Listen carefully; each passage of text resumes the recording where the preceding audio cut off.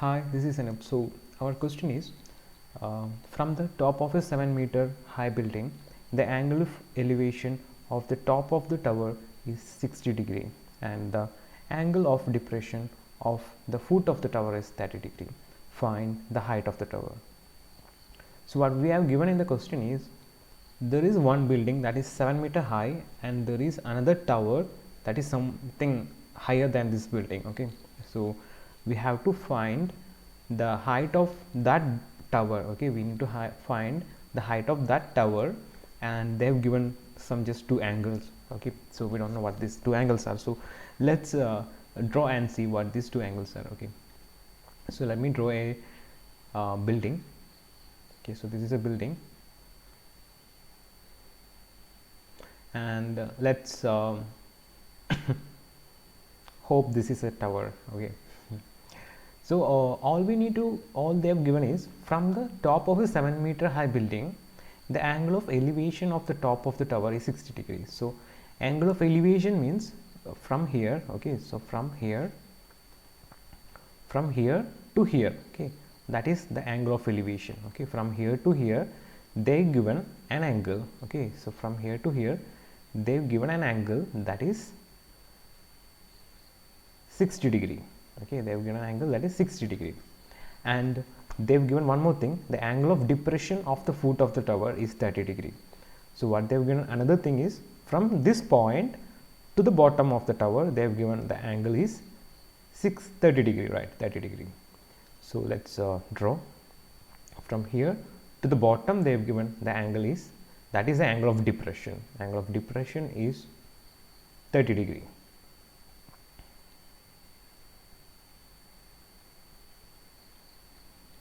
All we need to find is the height of this tower. Let's name it. Okay, so this is our building.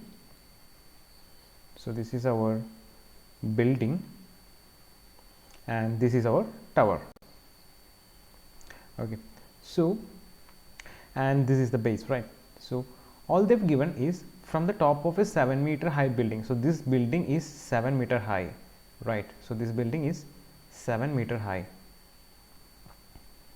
and we need to find the tower height. So now we got this much height, right? So this will be 7 centimeter.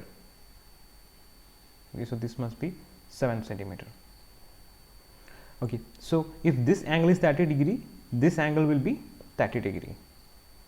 Okay, let's assume this height, I mean this distance is x. Okay, this distance is x. This x means x is the distance between these two buildings. Okay, and this height is that we need to find. Okay, this height is that we need to just assume this is y. Okay, so just right now we need to find just two parameters, that is x and y. So right now we just changed the question into a figure, so we can use trigonometry to find the height of the building. Okay, so let's see. So basically just think like this. Okay, this is our angle. Okay, so this is our angle 60 degree. Okay, and this is something that we need to find. So let's see what's the unknown values we have. Okay, so let me first take this thing, and this is a wrong that I'm going to take. So let me take this wrong first. Okay, so let me take tan 60 degree. Okay, tan 60 degree, which means, what is tan 60 degree?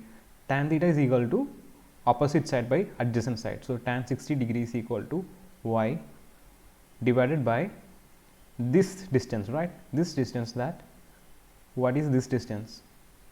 This is same as the bottom distance, right? That is the distance between two buildings, y by x. Right now we have two unknown values, that is not at all possible to find any of the values. So what we're going to do is, we're going to find another triangle, okay, which doesn't have two unknown values. Let's take this triangle. Okay, this triangle. So let me take tan 30 degree over here. Okay, tan 30 means opposite side by adjacent side. This is the opposite side. Okay, opposite side is same as this 7, right? Both are 7. So tan 30 is equal to 7 divided by adjacent side. Adjacent side is x. So what we will get? We can find x, right? There is no unknown values, only just one unknown value. So what we can do is substitute the value of tan 30. Tan 30 is equal to 1 by root 3, which is equal to 7 by x. So taking x to this side, x is equal to 7 root 3. So now we got the value of x, and now we can do is just substitute this x over here. Okay, just substitute x. So let's take this as equation 1 and this is equation 2. So just substitute 2 in 1. Okay, so we will get, substitute 2 in 1. So what we will get, tan 60 degree, which is equal to y by y divided by 7 root 3. So what is the value of tan 60?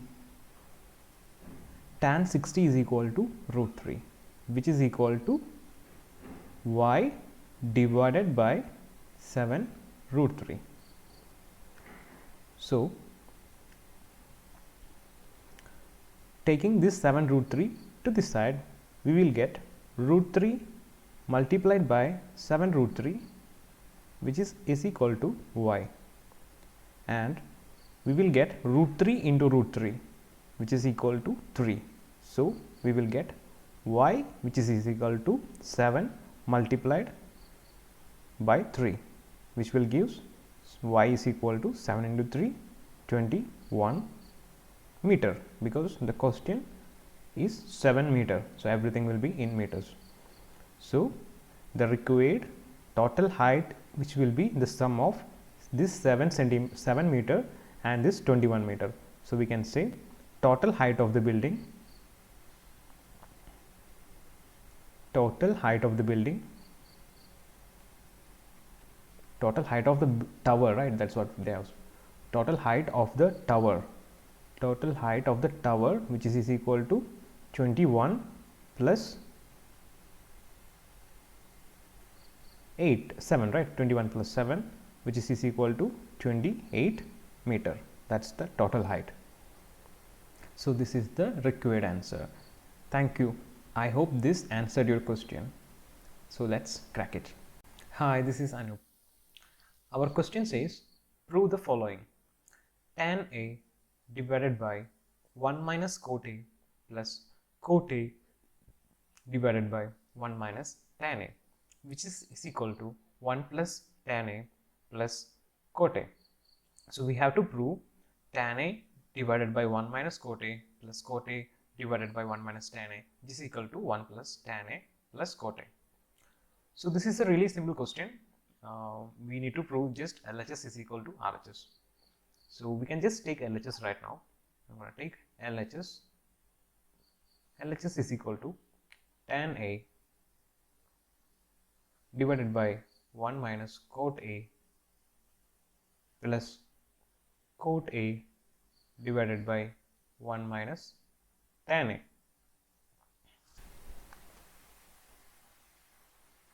Okay, so all you have to do is just convert this tan, cot in terms of sine and cos A. Okay, so let me write this thing. I'm going to write this tan A in terms of sine and cos. Okay, so we can write tan A in sine A divided by cos A, right? Whole divided by 1 minus, we can write cot A in terms of sine and cos, which is equal to cos A divided by sine A, plus we can write what is over here. Okay, we can write cot A in terms of sine and cos. We can write cot A as cos A divided by sine A whole divided by 1 minus sine A divided by cos A. So after this we just need to cross multiply. Okay, we need to cross multiply this thing. So it will look something like this: sine A divided by cos A whole divided by sine A minus cos A whole divided by sine A plus cos A whole divided by sine A whole divided by cos A minus sine A whole divided by cos A. So we'll be just taking the reciprocal. Okay, over here we'll be changing this divided by into multiplication. So this sine A will be going to the top. Okay, so it will be changing like sine A into sine A by cos A whole divided by sine A minus cos A plus cos A divided by sine A into this cos A will be going to the top, right? So it will be cos A whole divided by cos A minus sine A. So right now we can see sine A into sine A and cos A into cos A. This will be changing to sine square A, and here it will be changing to cos square A. So we can write something like this: sine square A divided by cos A whole divided by sine A minus cos A plus cos square A divided by sine A whole divided by cos A minus sine A. Okay, I'm taking a new page for our convenience. So right here we can see the denominator is almost same. It is sine A minus cos A, it is cos A minus sine A. We can just take this minus from here and we can just change it. Okay, let's see. Sine square A by cos A whole divided by sine A minus cos A plus cos square A divided by sine A whole divided by, we will be taking this minus from outside. Okay, so it will be minus of sine A minus cos A. So our aim is to make the LCM same. Okay, so this minus will be going over here, right?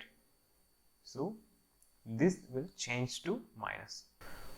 Right now we got a LCM common. Okay, so we can write this like sine square A by cos A minus cos square A divided by sine A whole divided by sine A minus cos A. Now we got something like this. Okay, now you have to do is just make a cross multiplication over here. Okay, just cross multiply. So we will get like sine cube A minus cos cube A whole divided by sine A cos A whole divided by sine A minus cos A. So I think we have learned an equation like this, right? A cube minus B cube. A cube minus B cube is equal to A minus B into A square plus AB plus B square. Okay, if you don't know this, just learn this. Okay, so we can write this A cube. This looks something like this, right? A cube minus B cube, like sine cube A minus cos cube A.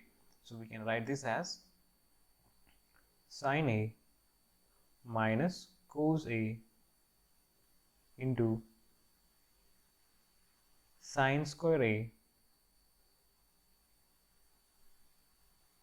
plus sine A cos A plus cos square A. Okay, so we got something like this, whole divided by sine A multiplied by cos A whole divided by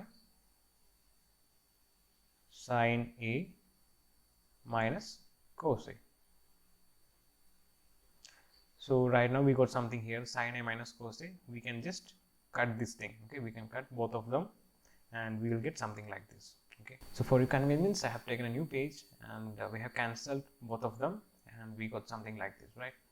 So what we got right now is sine square A plus sine A cos A plus cos square A whole divided by sine A cos A, right? So now we are going to is just divide this with each and everything. Okay, we will be dividing this with each and every term. So we will get something like this: sine square A divided by sine A cos A plus sine A cos A whole divided by sine A cos A plus cos square A whole divided by sine A cos A. So right now we can cancel this sine and this square, and here we can cancel both of them.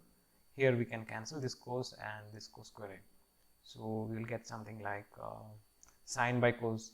Sine by cos will get tan A plus, right here we will not get just 1, and here we will get cos by sine cot.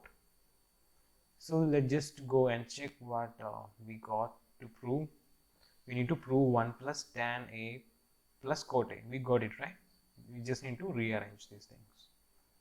We need to just rearrange these things like 1 plus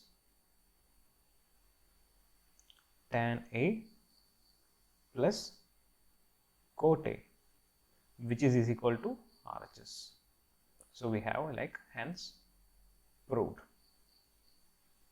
So we can take, hi, this is Anup, your max tutor.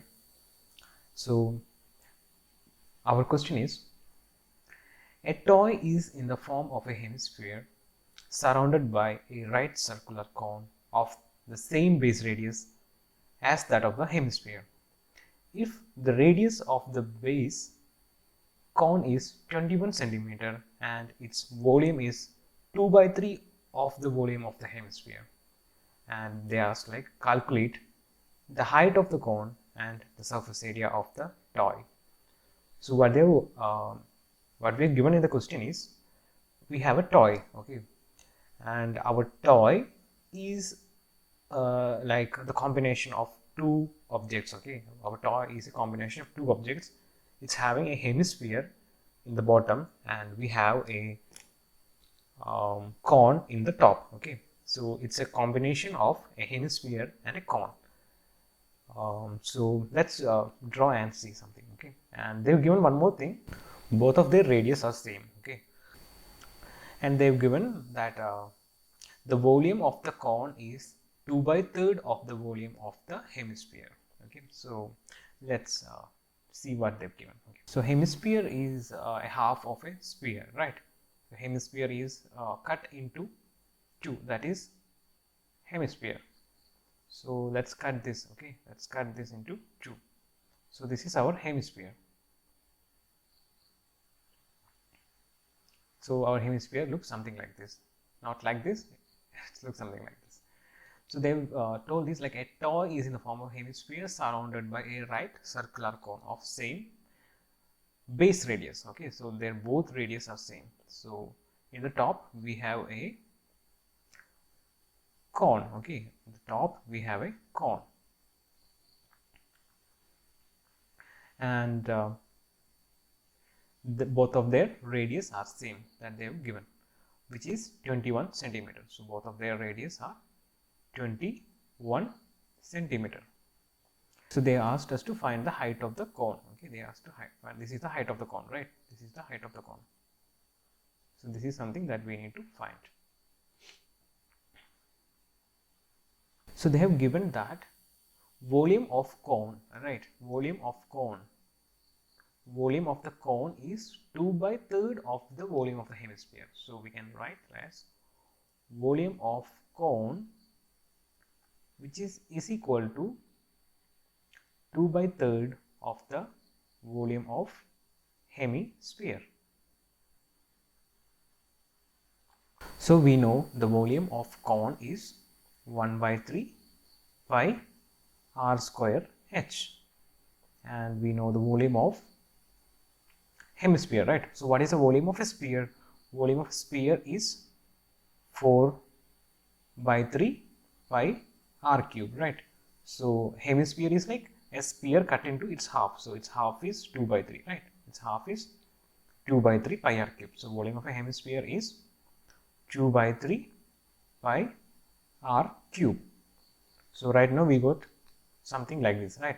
So we can cancel this 3 and 3 over here, and we can cancel this pi, and we can cancel this r square with r cube, okay. So we'll be having a r over here, and we will get something like this. We will get h is equal to 4 by 3 into r.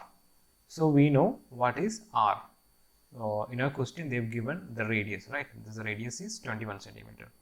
So the radius is 4 by 3 into 21. So you will get this 3 will be cancelling over here with 7, and we will get 28 centimeter, right? The question they have given, it's centimeter, so everything will be in centimeter. The height of the cone is 21 centimeter. So we got the height of the cone is 21 centimeter, and they asked us to find one more thing, the surface area of the toy. To calculate the surface area of the toy, we need to find surface area of the toy. Our equation is the total surface area, right? We need to find the area, surface area of this hemisphere and the surface area of this cone. Okay, so let's write surface area of the toy, which is equal to surface area of the hemisphere plus surface area of the cone. Okay, surface area of the hemisphere is 2 pi r square, right? Which means the total surface area of a sphere is 4 pi r square, and it's a hemisphere, so it's a hemisphere, so its surface area will be its half, so it will be 2 pi r square. So surface area of a hemisphere is 2 pi r square plus surface area of a cone. Surface area of a cone, we know it's pi r l. Okay, so what is l? L is the slanting height. This is the slanting height. Okay, this is the slanting height. So we don't know the slanting height. That's an unknown value. So to calculate the slanting height, we can use this equation. We can use the Pythagoras theorem over here. Okay, so now we got the height. Okay, we got the height, and we know the radius, right? We know the radius and we know the height. So we, by using Pythagoras theorem, we can calculate the slanting height L, which is equal to root of 21 square plus 28 square, right? We got the h, right? H is equal to 28. So we will get 21 square, which is equal to 441 plus 28 square is equal to 748. By adding this, you will get root of 1225, which is the square root of 35. Okay, now we got the value of L, and we can substitute it over here for the value of L, and we can find the total surface area.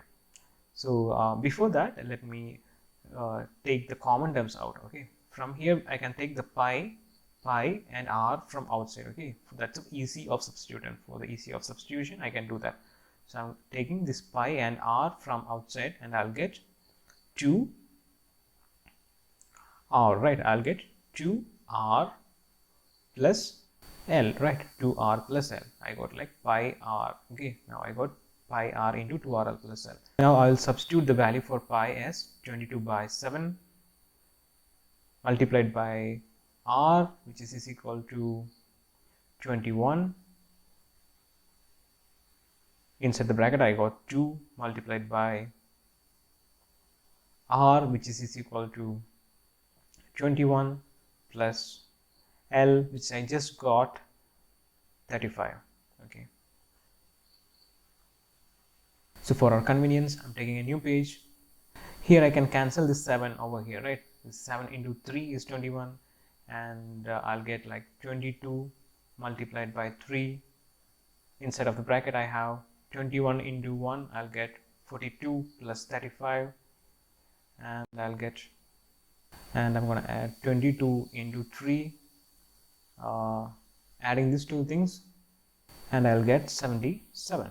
To make it easy, I'm going to write it as 2 into 11 into 3 into 77. So multiplying with 11 is actually easy. So it's 2 into 11 into 77. We will get something like, we can write as 7 and 7, and all you need to do is add this 7 and 7. So we will get 14, right? So we'll get 4, and we'll get 1 over here. So we will be adding this 7 plus 1, and we will get 8. So we will get 847 multiplied by 3. Okay, so we will get something like 3 into 2. Okay, this 3 into 2 will be 6. So it's easy, right? Now it's 6 into 847, which is 5082, which is equal to what is that? That is 5082 is the total surface area of the toy. Okay, so we got this total surface area of the toy, which is 5082 centimeter square, which is equal to the total surface area of the toy. This is the required answer. Thank you. I hope this answered your question. So let's crack it.